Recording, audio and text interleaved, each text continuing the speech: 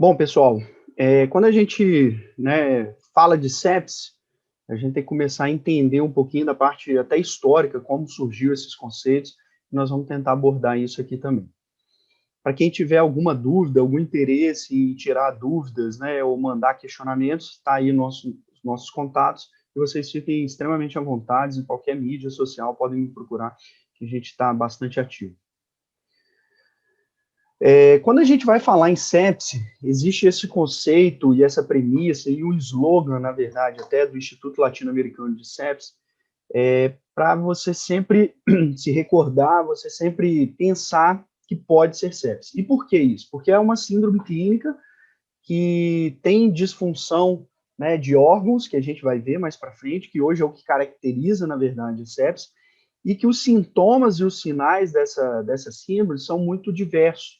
Então, não existe um sinal cardinal, como, por exemplo, a dor torácica no infarto agudo do miocárdio, ou até mesmo a perda de força motora, um déficit neurológico súbito no AVC. Então, é uma síndrome clínica que existe uma exuberância de sintomas e sinais, e que por isso que é muito importante você pensar que pode ser sepse. Até porque, quando a gente pensa, a gente dá o diagnóstico. Se a gente não lembra, a gente não dá o diagnóstico. Então, tudo em medicina é mais ou menos assim, né? Você só consegue diagnosticar aquilo que você conhece. Então, dessa forma, a gente precisa entender quais são os sintomas e os sinais da sepsis para a gente sempre pensar nela, tá? E aqui eu tento trazer um pouquinho da parte histórica, ou até mesmo o raciocínio fisiopatológico da sepsis, para a gente conseguir evoluir durante a nossa aula. Em 1992, Roger Bonney foi um dos que desenvolveram esse primeiro conceito de SIRS, que é a síndrome inflamatória sistêmica. E depois surgiram os conceitos de sepsis, sepsis grave e choque séptico, seguindo, na verdade, uma linha temporal dessa mesma síndrome, e que ele falava o seguinte, ó, toda vez que a gente tiver síndrome respiratória, síndrome inflamatória sistêmica, a gente vai ter que ter algum desses sinais, né? Então, por exemplo, um paciente que tenha febre ou hipotermia, né, que tem uma frequência cardíaca acima de 90, frequência respiratória acima de 30 e um PCO2 abaixo de 32. Ou uma leucocitose acima de 12.000 ou uma leucopenia abaixo de 4 com desvio à esquerda. Então, qualquer um desses dois fatores caracterizava muito bem o que ele chama de síndrome da resposta inflamatória sistêmica. Então, por exemplo, um paciente com politrauma, um paciente grande queimado, um paciente com pancreatite, que não necessariamente tinha quadro infeccioso, ele poderia ter SIRS. E o que seria sepsis? Seria um quadro infeccioso, por exemplo, uma pneumonia, por exemplo, uma infecção urinária, que existisse um patógeno causador desse quadro infeccioso e que cursasse com dois desses sinais aqui estabelecidos abaixo, a gente daria o diagnóstico de sepsis. Então, sepsis, nada mais, nada menos, era lá, a partir de 1992, com os conceitos de Roger Bonney, o quê? Uma infecção confirmada ou presumida e que ocorresse dois desses quesitos de SIRS. E por aí vai.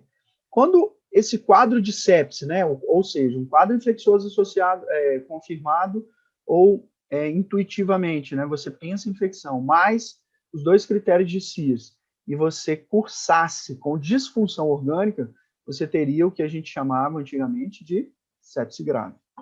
E a partir do momento que você tivesse infecção, dois sinais de CIS, disfunção orgânica, e cursasse com hipotensão, mesmo depois da sua reexpansão volêmica, do manejo volêmico desse paciente, aí a gente tinha o que a gente chamava de choque séptico.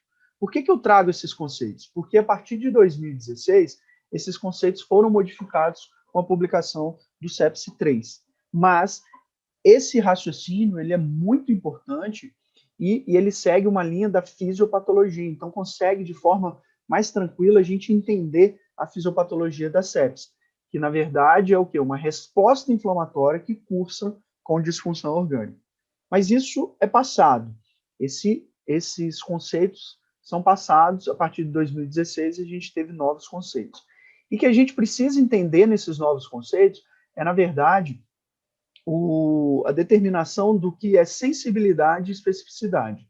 Quando a gente pega um conceito como esse de Roger Bonney, de 1992, que deixa muito claro que sepse, antigamente, né, era diagnosticada com um quadro infeccioso confirmado ou presumido, com 2 sinais de SIRS, e que esses sinais de SIRS, né, taquicardia, taquipneia, podem estar associados a outras síndromes, eu tinha um critério muito mais sensível, ou seja, eu pegava muito mais doença e classificava como sepsis, e não necessariamente era sepsis. Isso é bom? Por um lado, sim, porque eu vou ter menos o quê? Falso negativo, né? Eu vou ter muito o quê? Falso positivo. Mas eu não vou deixar passar a sepsis. Então, eu vou ter uma sensibilidade muito grande. Agora, eu vou ter uma especificidade menor. Por quê? Eu vou ter falsos positivos. Eu vou ter pacientes que são grandes queimados, não necessariamente tem infecção, mas está taquicárdico, taquipneico, e eu vou acabar pensando em sepsis. Ou eu posso pegar simplesmente um paciente que tem amigdalite, que esteja com febre e um leuco acima de 12.000. Não necessariamente ele esteja com sepsis, mas pelos critérios antigos de 1992 do Roger Bonney, eu acabava classificando esse paciente com sepsis. Então, toda essa discussão veio à tona e em 2016, encabeçada aí pelo Dr. Jean-Louis Vincent, né, que é um grande nome dentro da terapia intensiva, foi publicado o terceiro consenso, né, ou o sepsi 3, no JAMA, em 2016, deixando claro quais seriam os conceitos e os quesitos, né, quais as ferramentas que a gente iria utilizar a partir daquele momento para classificar que o paciente tinha sepsis. E olha que legal, o Dr. Vincent, em uma palestra, eu não falo inglês, né, ou não falo francês, desculpa, mas ele deixa muito claro que mortes na terapia intensiva são programadas, né, e que é excessivamente raro uma pessoa morrer às 4 horas da manhã dentro da UTI dele. E o que ele quer dizer com isso? Na verdade, ele traz um nível, né, de manejo do paciente, um nível de segurança, um nível que você consegue ter esse paciente na mão de forma muito grande. E, na verdade, ele quer dizer o seguinte, que ele consegue ter um controle tão grande dentro do ambiente de terapia intensiva dele, com os médicos, com os recursos tecnológicos, que, mesmo que o paciente piore, ele não vai morrer às 4 horas da manhã. Porque ele vai, o quê? Ele vai determinar, ele vai controlar junto com a família, ele vai, se o paciente for um paciente sem prognóstico, baseado na melhor evidência, baseado nos exames que ele tem, na curva de lactato, no manejo hemodinâmico, ele vai conseguir determinar e falar com a família que está à beira do leito, que está 24 horas acompanhando aquele paciente, que percebe todo esse processo, que vai ser desligada a noradrenalina, ou que a noradrenalina não vai subir mais, que possivelmente esse paciente vai morrer em poucas horas. Não postergando ou tomando uma conduta de distanásia, né, condutas fúteis, subindo drogas, sendo que o paciente já mostra uma disfunção orgânica irreversível.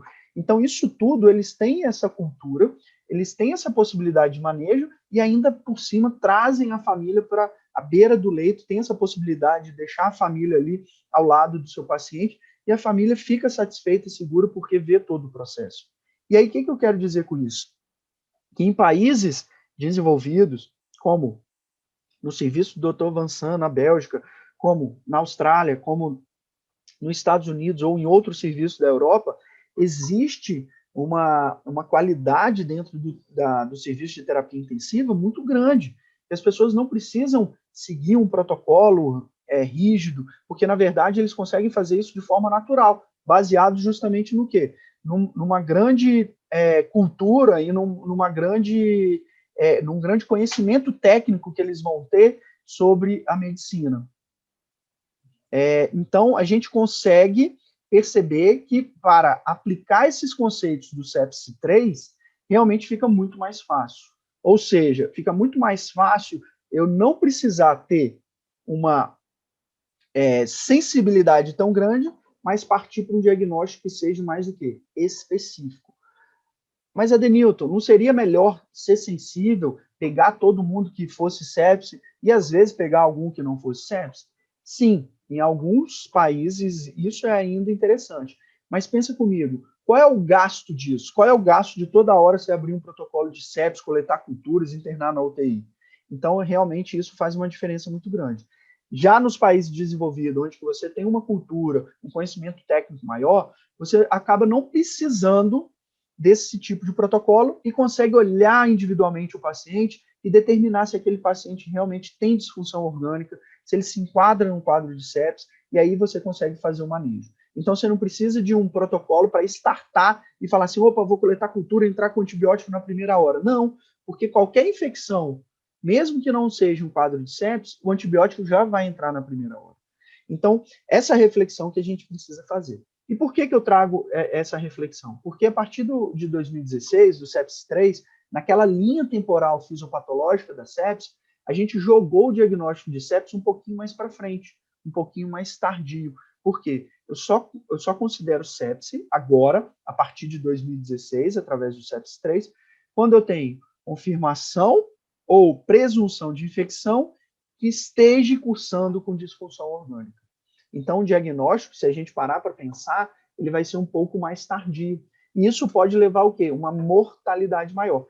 Mas que no sepsis 3, encabeçado pelos grandes serviços, pelos grandes médicos intensivistas, e que já tem uma cultura, e que já tem uma estrutura de diagnóstico, de terapêutica muito boa, para eles isso realmente não faz diferença. Agora, imagine vocês, nós num país como o Brasil, e uma UPA de um interior, que a gente fique na dúvida sobre o diagnóstico, ou que precise de exames rapidamente para determinar se tem disfunção orgânica, e para, a partir daí só, eu conseguir startar um protocolo de sepsis, ou coletar cultura na primeira hora, ou fazer um antibiótico. É lógico que, com isso, a mortalidade vai aumentar. Então, a grande discussão e a grande crítica que ficou após a publicação do sepsis 3 em 2016 foi justamente se ele se enquadrava realmente, ou se a gente poderia utilizar ele de forma tranquila, segura, nos países subdesenvolvidos e que careciam realmente de uma estrutura maior, que a gente iria dar o diagnóstico mais tardio e, consequentemente, a mortalidade talvez seria maior. E aí, doutor Jean-Louis Vincent foi procurar um grande pesquisador, que aí é um momento tiete nosso, no Congresso Internacional de Medicina Intensiva, lá em 2017, isso no Rio de Janeiro, e é lógico que não, né? Isso daí foi só um momento tiete, né? Que a gente trouxe aqui para vocês. Mas aí, o que aconteceu? Eles, né, junto com outros pesquisadores, foram bombardeados com algumas críticas falando, ó, o diagnóstico de sepsis ser baseado em disfunção orgânica, a gente vai atrasar em muito esse diagnóstico. E possivelmente eu posso aumentar a mortalidade por causa disso. Então, o que falava o sepsis 3 lá de 2016, tá? Ele falava o seguinte, que a sepse é uma resposta inflamatória, na verdade, desregulada, e que eu só conseguiria determinar que o paciente tinha sepse a partir do momento que eu pensava que ele tinha uma infecção confirmada ou presumida e que cursasse com disfunção orgânica baseada pelo score-SOFA. Para quem não conhece o score-SOFA, nós vamos mostrar um pouquinho mais para frente, mas ele consegue determinar, utilizando parâmetros clínicos e laboratoriais, você caracterizar se o paciente tem ou não disfunção orgânica. Tá? E, além disso, ele deixa claro que seria choque séptico. Choque séptico seria o quê? O paciente com quadro de infecção confirmada ou presumida e que, após a ressuscitação volêmica inicial, precisasse de vasopressor para manter uma PAM acima de 65. Então, percebam que a gente não tem mais aquele diagnóstico, não tem mais aquela classificação de SIRS, de resposta inflamatória sistêmica, e nós não temos mais aquela classificação de sepse grave. Agora, a partir de 2016, no sepsis 3, a gente tem sepse e choque séptico, certo? Então, a gente dá o diagnóstico de forma mais tardia, pensando naquele raciocínio fisiopatológico temporal que a gente mostrou inicialmente, e possivelmente isso poderia trazer um atraso no manejo ou um atraso no start desse protocolo de sepsis que a gente percebe que em muitos serviços do Brasil a gente tem. E aí, sendo bombardeado por isso, inclusive o Instituto Latino-Americano de Sepsis, o ILAS, fez uma crítica muito forte sobre a publicação unilateral, sem ser consultado, né? Sem agentes abaixo da linha do Equador, né? onde que estão a grande maioria dos países subdesenvolvidos, não serem consultados para aplicar ou para simplesmente imporem uma definição de uma síndrome clínica tão presente em todo o mundo. E aí, a partir desse momento, essa discussão até um pouco política, talvez, eles liberaram o que eles chamam de uma ferramenta para você, entre aspas, triar a sepse à beira do leito, ou seja, ter uma ferramenta que você não precisa esperar exames para definir se o paciente tem disfunção orgânica ou não, e assim definir se o paciente tem sepsis. Então, na verdade, foi publicado também no Sepsis 3 a ferramenta do Quick SOFA, que seria um SOFA rápido ali que você conseguiria fazer na beira do leito. Então, pacientes que possuem frequência respiratória acima de 22, alteração do estado mental avaliado pela escala de Como de Glasgow e pressão sistólica abaixo de 100, né? Se você tiver 2 desses quesitos em pacientes que tenham confirmação de sepsis ou presunção de sepsis, você teria uma sensibilidade muito grande de determinar que esse paciente tem sepsis.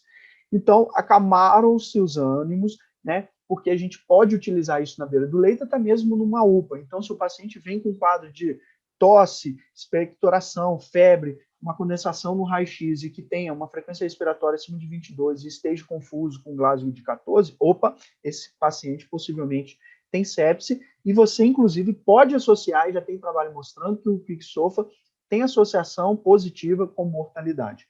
Então, é uma ferramenta que eles trouxeram nessa publicação, talvez para mitigar, minimizar os efeitos desse possível tardiamento quando a gente vai dar o diagnóstico de sepsis, necessitando de exames laboratoriais para a gente aplicar a escala do SOFA.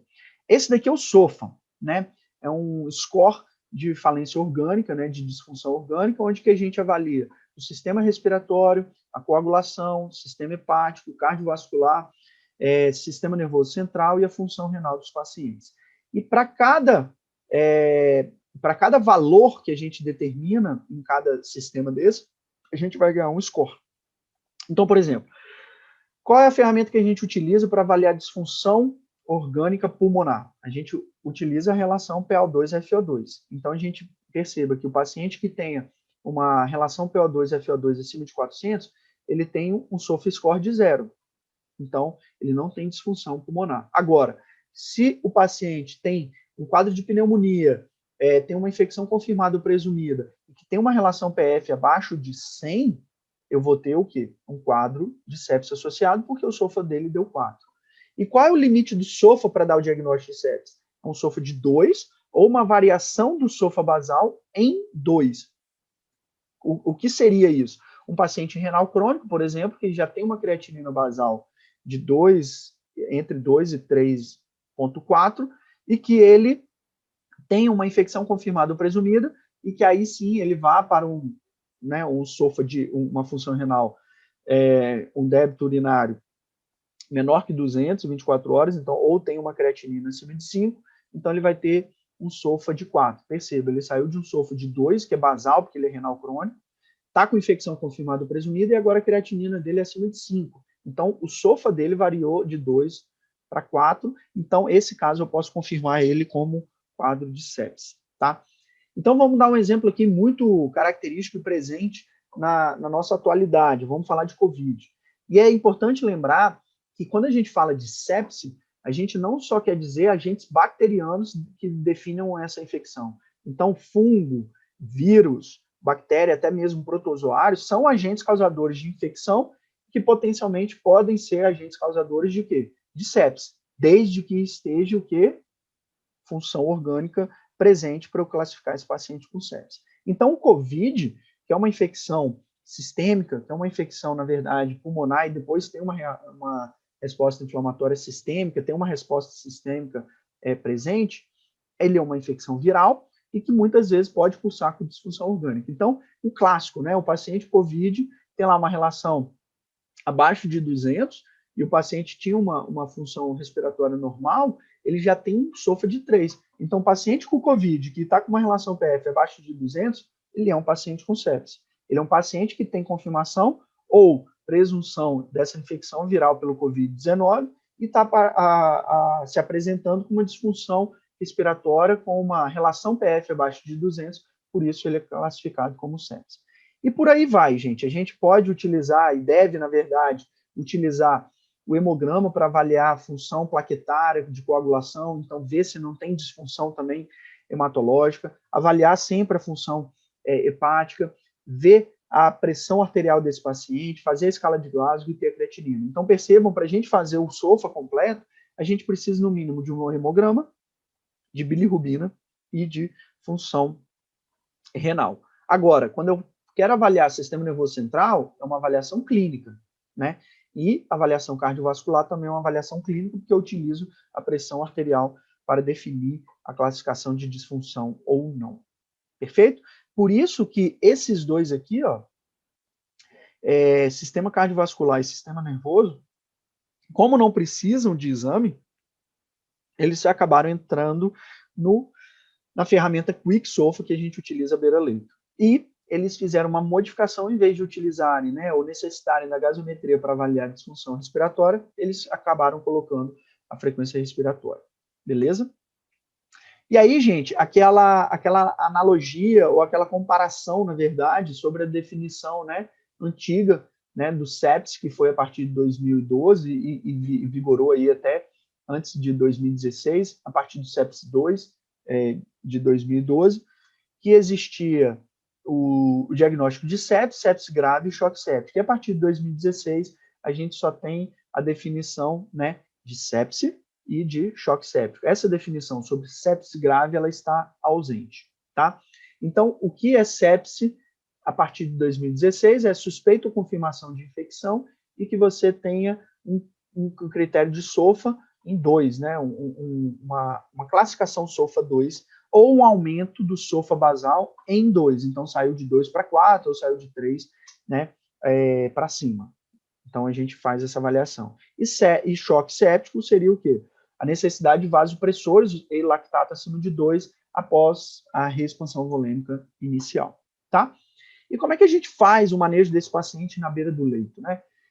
Após aquelas críticas da necessidade de coletar exame, a gente utiliza, na verdade, inicialmente a ferramenta do QuickSOFA. Então, paciente com suspeita de infecção ou confirmação de infecção, a gente aplica o QuickSOFA na beira do leito e já tria se esse paciente realmente tem critérios para fechar sepsis ou não.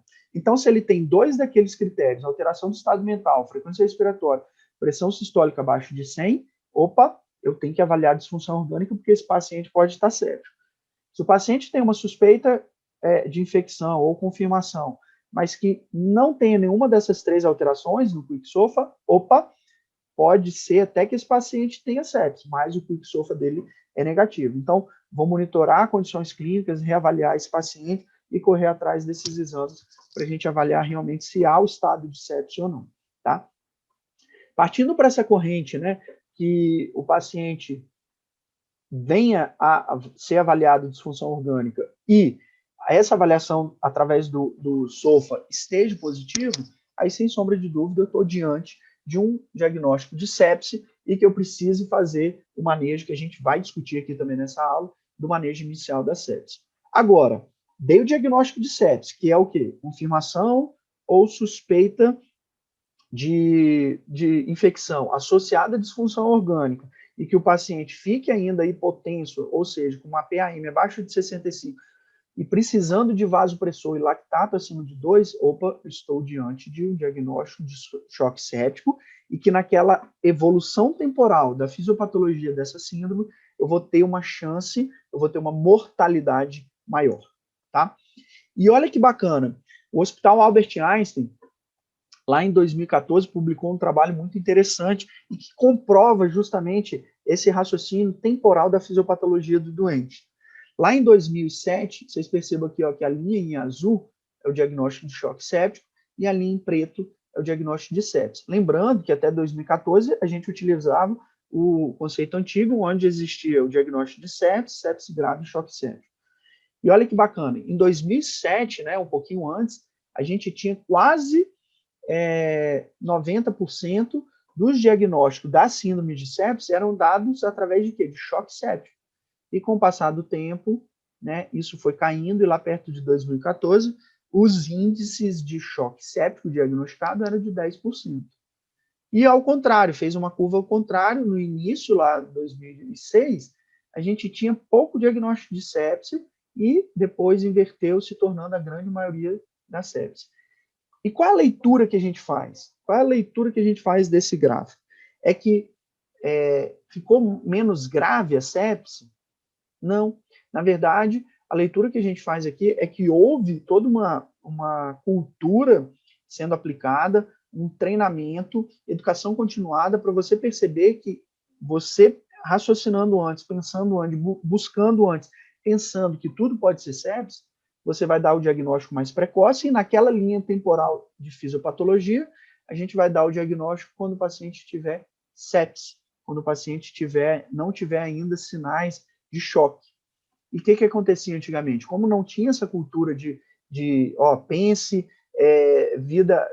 tempo é vida na sepsis, toda essa dinâmica e essa propaganda, essa proposta realmente de preocupação dos agentes, dos pares médicos, né, mostrando a importância e a mortalidade a cada tempo que se perde no antibiótico, né, ou a cada tempo que se perde numa expansão volêmica, cada tempo que se perde no manejo adequado da sepsis, mostrou-se a necessidade de precocidade no diagnóstico e que quando você faz o manejo precoce desse paciente, a chance e o êxito que você vai ter é muito maior. Então, isso daqui nada mais foi do que o quê? Educação continuada e um treinamento de toda a equipe multi, não só médica, mas de enfermagem, técnico de enfermagem, mostrando que aos primeiros sinais, né, a gente já tem que abrir o protocolo de sepsis, iniciar as condutas o quanto antes e que, consequentemente, a gente para essa progressão, né, essa evolução fisiopatológica, talvez em alguns momentos não deixando esse paciente cursar com choque séptico. E por isso, né, time is not money, time is life. Então, na sepse, é a premissa, né? Da mesma forma que a gente utiliza essa premissa falando que tempo é músculo no infarto, tempo é cérebro no AVC, aqui tempo é vida. E aqui fica muito claro, baseado nas condutas do Survive Sepsis Campaign, que é uma grande força-tarefa que divulga a cada 2 anos o manejos adequados, que são condutas mundiais para a gente fazer o manejo da sepsis. Existe aquele pacote da primeira hora e o pacote, o bundle, né, das 6 horas. Então, o que a gente tem que fazer na primeira hora é justamente tentar identificar essa possibilidade ou esse diagnóstico de sepse, medir o lactato para você conseguir fazer uma curva de lactato, que aí se torna um parâmetro de monitorização, coletar as hemoculturas, né, do paciente antes de iniciar o antibiótico e, eventualmente, coletar culturas também do sítio que você acredita ser o causador dessa infecção, iniciar antibiótico de amplo espectro e iniciar a ressuscitação volêmica de 30 ml por quilo de peso de cristalóide para hipotensão ou paciente que esteja com lactato acima de 4, tá? Caso após, né, você calculou lá os 30 ml por quilo de peso desse paciente, fez a expansão volêmica, e mesmo assim ele continuou com uma PAM abaixo de 65, você precisa fazer um manejo utilizando droga vasopressora para conseguir uma PAM acima de 65, aí você realmente está diante de um quadro de choque séptico.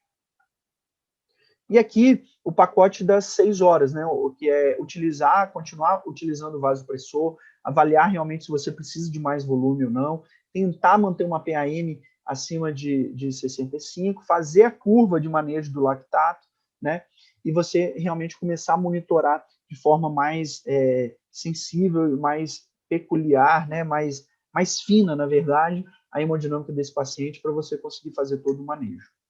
A reposição volêmica desse paciente, então, se a PA está abaixo de 65 e o lactato acima de 4, a gente vai utilizar cristalóide. Então, é soro fisiológico e, de preferência, na verdade, Ringer lactato, que é uma solução muito mais fisiológica, com pH mais fisiológico, com menos cloro, né, e que a gente consegue resultados melhores.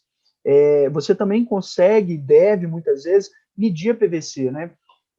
Lá em 2001, existiu um protocolo do manejo da sepsis que foi proposto pelo Dr. River, que era uma sequência muito lógica e passos a seguir, mas que depois se mostrou não tão eficaz em relação às condutas personalizadas à beira do leito. Mas é interessante, mesmo quando você não tenha o recurso adequado de um ecocardiograma ou de um monitor de débito cardíaco contínuo, você entender um pouco da fisiopatologia, então, simplesmente com o implante de um cateto venoso central, você conseguir medir a PVC e saber, é lógico que a gente precisa de outras variáveis, mas dentro de uma UPA, por exemplo, que você não tenha recurso adequado, você passar um cateto venoso central e estimar a pré-carga através da PVC é uma boa conduta. É uma conduta interessante e que você consegue determinar realmente, opa, será que cabe um pouquinho mais de volume ou será que já tem que ir para a droga, tem que aumentar a droga? Então, são coisas que à beira do leito é importante a gente fazer. Logicamente, monitorar a diurese, né? É uma forma da gente monitorar a macrohemodinâmica, a manutenção da diurese acima de 0,5 ml por quilo por hora, é uma forma de você entender que o paciente está ressuscitado e até mesmo coletar uma gasovenosa central, né, através do cateter central, e ver se a saturação venosa está acima de 70 e avaliar ou até perceber se você precisa aí também de um suporte inotrópico para esse paciente. Coletar as culturas, sempre aí preconizar 45 minutos, no máximo uma hora da coleta de cultura, coletar sempre do sítio que você acha, né? Então, por exemplo, é um paciente que está com quadro de infecção urinária, que você acha que a infecção urinária é a causadora dessa sepsis, colha urocultura e 2, pelo menos, amostras de hemocultura também. É um paciente que está entubado em ventilação mecânica com Covid e já está alguns dias em ventilação mecânica, começou a fazer febre, apresentou disfunção orgânica e você acha que é um quadro de sepsis. Então, vai lá, pede um aspirado traqueal, leve esse aspirado traqueal para a cultura, mas não deixe, lógico, de coletar as hemoculturas. Tá? O antibiótico é sempre preconizado nesse primeiro momento, quando você tem um quadro infeccioso, né, com repercussões sistêmicas e principalmente agora já disfunção orgânica instalada, a gente errar ou pecar por excesso. Fazer antibiótico de amplo espectro e, lógico, depois, se houver necessidade ou guiado por culturas, a gente pode descalonar esse antibiótico. Tá? Em relação ao manejo hemodinâmico desse paciente, principalmente os pacientes que estão em choque séptico, realmente a gente precisa de ferramentas melhores ou mais ferramentas para a gente determinar realmente se aquele padrão hemodinâmico só precisa de volume, ou precisa de droga, ou precisa de inotrópico. Então, o ecocardiograma na beira do leito faz a gente olhar de forma bem sensível se há uma disfunção cardíaca associada também para aquele padrão de choque. E, muitas vezes, avaliar a necessidade de dobutamina. Mas existem outras formas mais invasivas e mais sensíveis, por exemplo, como monitorização contínua de débito cardíaco, ou outras mais simples, como eu falei anteriormente, a extração ou a saturação venosa central de oxigênio, para a gente determinar se esse paciente precisa ou não de dobutamina. E aí, quando a gente vai para vasopressor, ou seja, aquele paciente que esteja em choque séptico, que esteja com uma PAM abaixo de 65, já foi feito os 30 ml por quilo de peso, e agora você precisa iniciar vasopressor para esse paciente, a droga de escolha, sem sombra de dúvida, é noradrenalina, tá? E aí depois existe uma grande discussão, né? Se esse paciente persiste em choque, qual seria uma segunda droga para a gente utilizar? E aí vários trabalhos mostram que a vasopressina tem um resultado interessante, mas também a epinefrina ou a adrenalina também pode ser utilizada. Lembrando que a vasopressina é uma droga mais cara e que não é tão disponível assim em algumas áreas mais remotas aí do nosso país. Mas, sem sombra de dúvida, a sequência seria iniciar noradrenalina, né, avaliar se realmente está tendo resposta. Se a hipotensão for persistente, a gente inicia vasopressina, né, com uma dose aí de 0,04 unidades por minuto, e se for persistente, aí a gente começa a aumentar mais a noradrenalina, e se for um choque refratário ainda, a gente pode associar, se não houver uma taquicardia muito extrema, associar também a epinefrina. Agora, se esse paciente já está muito taquicárdico, aí não tem jeito, a gente tem que seguir com a noradrenalina. Mas, lembrando, quando a gente está diante desses quadros de sepse, né, de choque séptico, e que você escalona drogas, já tem associação de duas drogas, está com noradrenalina, vasopressina em doses muito altas, a gente tem que lembrar que esse paciente pode estar fazendo uma disfunção, ou na verdade um baixo fluxo da suprarrenal, e cursando com uma insuficiência adrenal relativa. E para isso, a conduta preconizada é justamente fazer 200 mg de hidrocortisona em 24 horas, você pode fazer ou 50, de 6 em 6, ou até mesmo uma solução única e correr em bomba em 24 horas, para simular ou suplementar corticoide e tentar fazer um manejo mais adequado desse choque séptico. E aí, talvez a grande pergunta que se faça no manejo do choque séptico é, e aí, cabe mais volume? Né? E eu trago esse trocadilho aqui, né? Bora tomar o suco da confusão. E, na verdade, é mais ou menos isso, né? Você começa a tomar cerveja, começa a ficar confuso, e fazer volume a mais ou a menos, ou quanto eu posso, até quando eu posso fazer mais volume, é algo que sempre se questiona no choque séptico, é algo que é presente nas grandes discussões, mas é algo também que a gente tem que perceber que pode ser mais simples do que a gente imagina. Então, avaliar pacientes, né, utilizando critérios clínicos para saber se você consegue fazer mais volume é bastante interessante. Então, por exemplo, tempo de enchimento capilar, a utilização do Motley Score, que mostra, né, o Motley Score é uma classificação para avaliar realmente a perfusão, principalmente do tecido cutâneo, e quando está presente esse livor, né, que pode estar só na patela, ou depois um nível 2, 3, 4, e até mesmo pegando raiz de coxa, mostra uma gravidade nessa hipotensão muito maior. Então, pacientes que você fez os 30 ml por quilo de peso e ainda persistem com esse livor, possivelmente pode ser que ele precise de um pouco mais de volume, ou já está na hora ou passou da hora de você fazer droga. Débito urinário também é uma das variáveis que a gente utiliza para saber se esse paciente está respondendo a volume ou não. Opa, já estou fazendo volume e está apresentando diurese, então bacana. Eu faço volume e esse paciente continua mantendo uma diurese aí acima de 0,5 ml por quilo. Então, são parâmetros clínicos que a gente utiliza.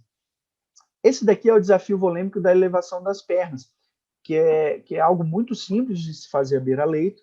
Então, você coloca o paciente, né, quase numa posição de trem, levanta os membros inferiores dele, deixa por volta de 3 minutos e vê se há um acréscimo na pressão arterial desse paciente, ou se você estiver com monitorização de débito cardíaco, vê se há um acréscimo no débito cardíaco. Se essa resposta for positiva, para aumento da pressão com elevação das pernas, significa que esse paciente é respondedor a volume.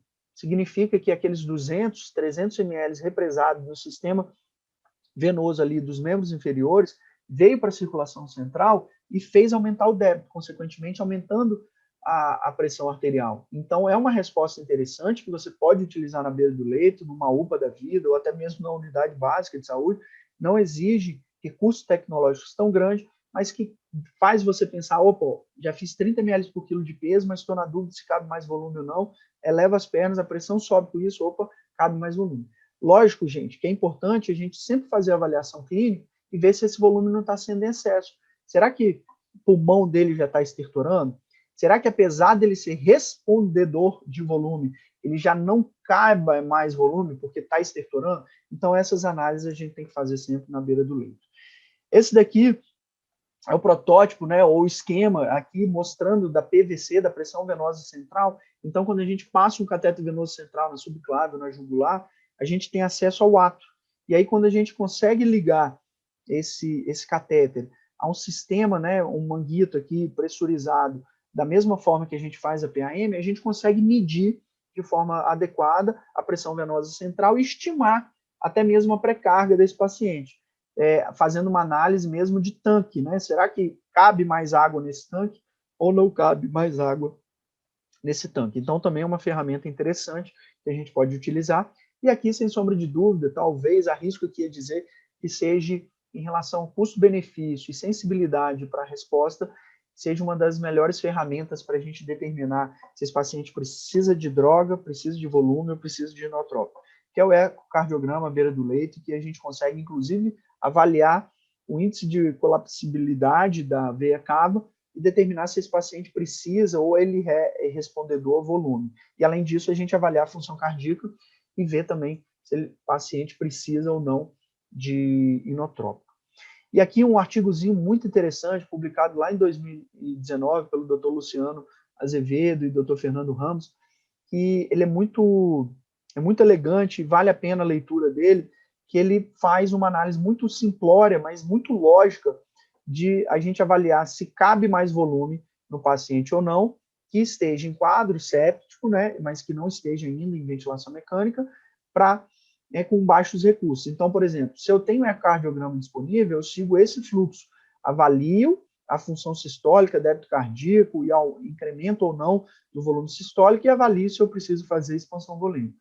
Mas o mais interessante, talvez, seja utilizar justamente o delta de PVC, a avaliação de PVC. Se eu tenho um delta de PVC menor que 1, significa que o tanque está vazio. Então, talvez vale muito a pena a gente fazer volume. Então, a utilização da PVC, né, a partir do momento que você já passa um cateter venoso central para infundir noradrenalina, vasopressina, você pode utilizar esse cateter também como monitorização para esses pacientes.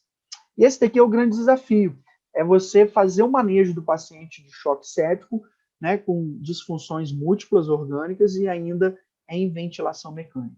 E por que a ventilação mecânica é um grande desafio no manejo do choque séptico? Porque a ventilação mecânica, ela incrementa uma pressão positiva intratorácica, consequentemente diminuindo diminuindo o retorno venoso e alterando ou até mesmo modificando a resposta de débito cardíaco. Então, além da pré-carga tem que ser analisada, a PVC, a função cardíaca através do eco, uma monitorização de débito cardíaco contínuo, eu tenho que entender qual é a influência dessa pressão positiva elevada em muitas vezes, por exemplo, o quadro do COVID, PIPs elevadas, qual é a influência dessas pressões positivas alta e intratorácica dentro do sistema hemodinâmico desse paciente com choque séptico. Então, é um grande desafio e que, na maioria das vezes, a gente começa a precisar de recursos maiores. E aí a gente fica meio que maluco, né? Vamos usar o quê? Uma monitorização de débito contínuo, baseada na lei de Fick, vamos usar um lead, um pico, um flow track, um NICO. Então, são ferramentas muito boas, mas que, na verdade, a gente precisa de uma curva de aprendizagem para conseguir fazer uma avaliação e tomar conduta baseada nessa avaliação. E tudo surgiu com o padrão ouro da monitorização do débito cardíaco, né, que é através do catéter de artéria pulmonar, o famoso Swan-Ganz, mas que já foi mostrado também que a utilização dele de forma protocolar ou basear todo o manejo da ressuscitação volêmica, principalmente do choque séptico, baseada no cateter de artéria pulmonar, no Swan-Ganz, já caiu por terra. É muito melhor, às vezes, a gente fazer uma avaliação individualizada, utilizando as ferramentas que a gente tem, e principalmente a análise clínica, do que achar que o catéter de Swan-Ganz vai mudar a mortalidade desse paciente, que já foi provado que não, porque ele é um recurso bom, mas ele depende de interpretações muito finas para a gente conseguir tomar condutas adequadas. Então fica aí, isso daí é algo que é passado já. E esse daqui é o protocolo do Dr. River, publicado lá no início dos anos 2000, né, em 2001, e que ele dá um fluxograma bastante interessante, baseado em PAM, PVC e lactato, para você analisar justamente de uma forma mais simples e protocolar a ressuscitação volêmica desse paciente, se cabe mais volume ou não. Mas que também já foi provado que, em relação a uma conduta individualizada, ele perde resultado, então individualizar as condutas é muito melhor. Mas, para o jovem médico que esteja começando um manejo do paciente com choque séptico, sem sombra de dúvidas, talvez começar pensando em analisar PAM, PVC de 8 a 12, ver se responde a fluidos, né? Avaliar toda a saturação venosa central, se há uma diferença, se está abaixo de 70, entrar com o dobuta.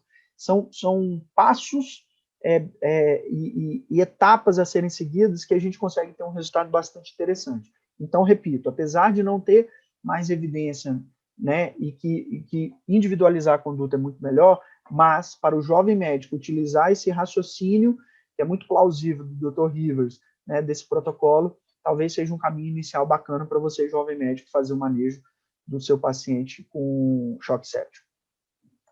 E aqui, a grande discussão, às vezes, como escolher um antibiótico, qual antibiótico mais precisa, e aí deixo outra dica aqui.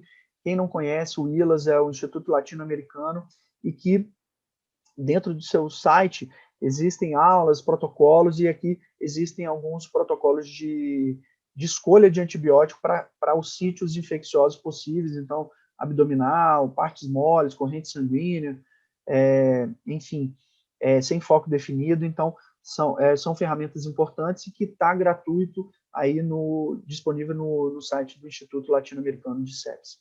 E, por fim, sempre lembrar, né, a síndrome clínica da sepsis é algo muito exuberante. A gente percebeu lá no SOFA que a gente tem disfunção orgânicas variáveis, desde apresentações de alteração do sistema nervoso central, a distúrbios de coagulação, distúrbios do sistema respiratório. Então, fica aqui, né, a mensagem para casa que é: pense, pode ser sepsis. E você precisa pensar para dar o diagnóstico precoce e conseguir mudar a mortalidade desse paciente. Novamente, fica aqui a gratidão pelo convite, estou sempre disposto, e quem tiver alguma dúvida, comentário, alguma coisa, estou aberto aí nas redes sociais para as respostas.